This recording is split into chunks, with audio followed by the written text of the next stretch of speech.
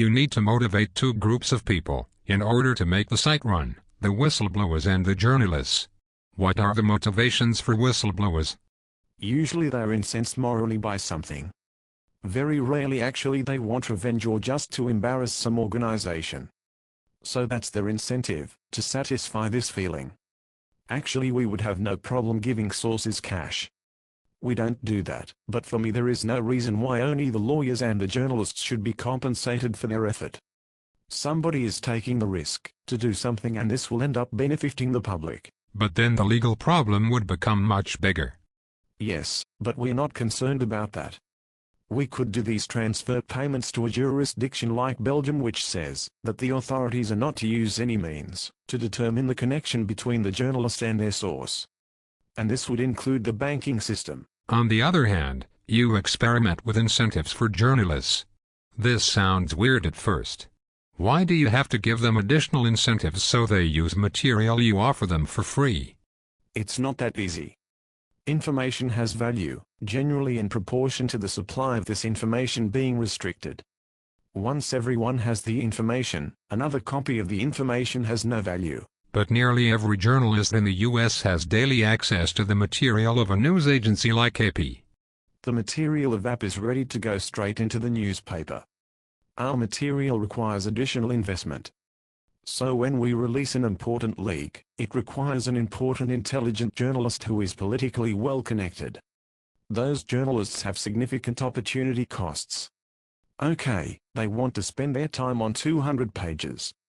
In order for that to be profitable they need to make sure that they will come out with an exclusive at the end. But if it is perceived to be something of interest, it is probable that also other people will be working on it at that moment. And when they publish is unpredictable. That produces the counterintuitive outcome, that the more evidence there is of some scandal and the more important the scandal, the less likely it is that the press will write about it. If there is no exclusivity. In Germany you made an exclusivity deal with two media companies, with Stern and Heiss. Are you satisfied with these kind of deals? We have done this in other countries before. Generally we have been satisfied. The problem is that it takes too much time to manage. To make a contract, and to determine who should have the exclusivity. Someone can say, oh, we will do a good story. We are going to maximize the political impact. And then they won't do it. How do we measure this? You want to make sure that if you give them the exclusivity that they really do what they promise to do. Yes. One thing that can't be faked is how much money they pay. If you have an auction and a media organization pays the most, then they are predicting that they will benefit the most from publishing the story. That is, they will have the maximum number of readers. So this is a very good way to measure who should have the exclusivity. We tried to do it as an experiment in Venezuela. Why Venezuela? Because of the character of the document. We had 7,000 emails from Freddy Balzan. He was Hugo Chavez's former speechwriter, and also the former ambassador to Argentina. We knew that this document would have this problem, that it was big and political important, therefore probably no one would write anything about it for the reason I just said. What happened? This auction proved to be a logistical nightmare. Media organizations wanted access to the material before they went to auction.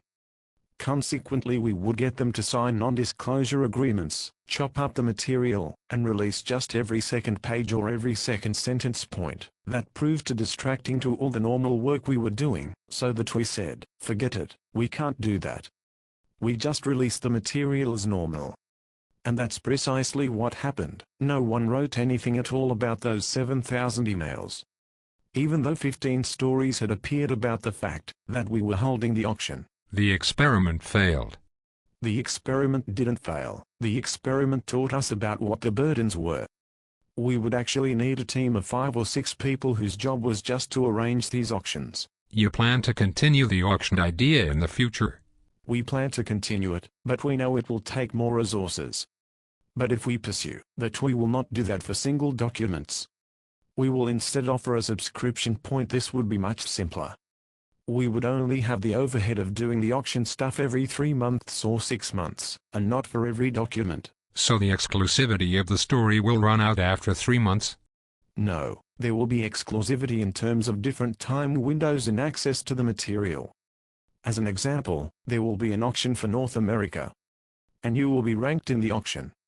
The media organization which bids most in the auction would get access to it first. The one who bids second will get access to it second, and so on. Media organizations would have a subscription to WikiLeaks. They would have timely privileged access to all WikiLeaks documents that are relevant for North America? Yes. Let's imagine there are only two companies in the auction, and one pays double what the other one pays. And let's say the source says they want the document to be published in 1 month's time.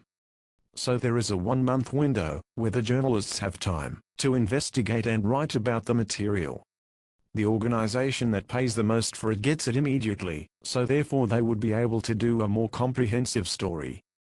Then the organization that pays half as much gets it half the time later. They get the documents 2 weeks later. And then after 1 month they both publish. That sounds promising. Wouldn't then the financial problem be solved? It depends on how many resources the auction itself takes. And media themselves don't have so much money at all. But all in all, I think we only would have to have a few bid cases per year. That would be enough to finance it. Sounds great.